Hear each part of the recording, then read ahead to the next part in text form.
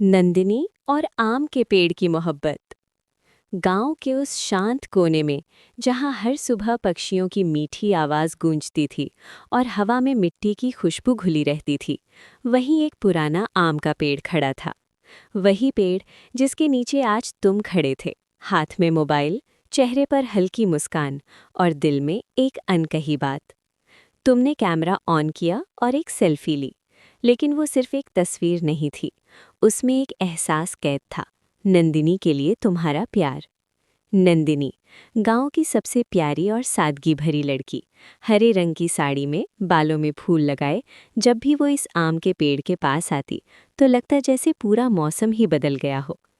तुम पहली बार उसे यहीं मिले थे, वो आम तोड़ने आई थी और तुम बस यूं ही घूमते घूमते वहां पहुंच गए थे। इतने चुप क्यों खड़े हो? उसने हंसते हुए पूछा था। मैं हूँ नंदिनी, मैं अकेला हूँ, मेरे साथ कोई नहीं है। मुझे तो आज बहुत अच्छा लग रहा है, क्योंकि बहुत दिन बाद मैं इस आम के पेड़ के नीचे आया हूँ। देखें, बहुत सारा आम है इस पेड़ में। आप लोगों में से किस किस को आम पसंद है? मुझे तो आम बहुत पसंद है। और ये हमारी एक बहुत अच्छा कहानी है।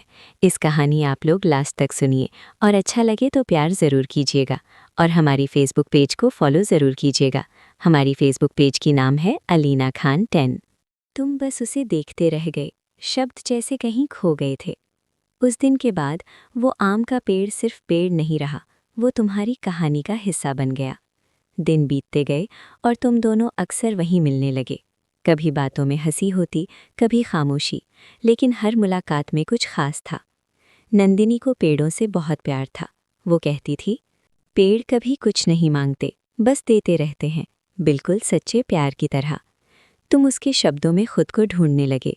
एक दिन तुमने हिम्मत जुटाई। उसी पेड़ के नीचे खड़े होकर तुमने उससे कहा, नंदिनी, मुझे तुम बहुत पसंद हो। कुछ पल के लिए हवा भी जैसे रुक गई। नंदिनी ने तुम्हारी आंखों में देखा और हल्के से मुस्कुराई। मुझे पता था, उसने धीरे से कहा।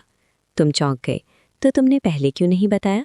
वो बोली, कुछ बातें कहने से नहीं, महसूस करने से समझ आती हैं। उस दिन के बाद तुम्हारी कहानी और भी खूबसूरत हो गई। आम के मौसम में तुम दोनों साथ बैठकर आम खाते, बातें करते और सपने बुनते। लेकिन हर कहानी आसान नहीं होती। एक दिन नंदिनी के घर वालों ने उसकी शादी कहीं और तय कर दी। जब उसने तुम्हें ये बात बताई तो तुम्हारे पैरों तले ज़मीन खिसक गई। हमारा क्या होगा? तुमने पूछा। नंदिनी ने आंसू रोकते हुए कहा, अगर हमारा प्यार सच्चा है तो ये दूरी भी हमें अलग नहीं कर पाएगी। उस दिन तुमने फिर उसी आम के पेड़ के नीचे एक सेल्फी ली, लेकिन इस बार मुस्कान थोड़ी फीकी थी। वक्त बीत गया, नंदिनी चली गई, लेकिन हर साल जब आम पकते तुम उसी पेड़ के पास आ जाते। तुम्हें लगता वो कहीं ना कहीं यहीं है, हवा में, पत्तों की सरसराहट में। फिर एक दिन जब तुम फिर उसी जगह खड़े थे, अचानक पीछे से एक जानी पहचानी आवाज़ आई, अब भी यहाँ आते हो? तुम मुड़े और सामने नंदिनी खड़ी थी।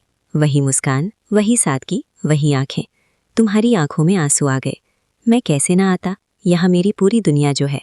नंदिनी धीरे से तुम्हारे पास आई और बोली, अब मैं कहीं नहीं जाऊंगी। हमारी कहानी आप लोगों को कैसी लगी, जल्दी जल्दी कमेंट में बता दो। हम तो आप लोगों का कमेंट के लिए इंतज़ार कर रहा हूँ।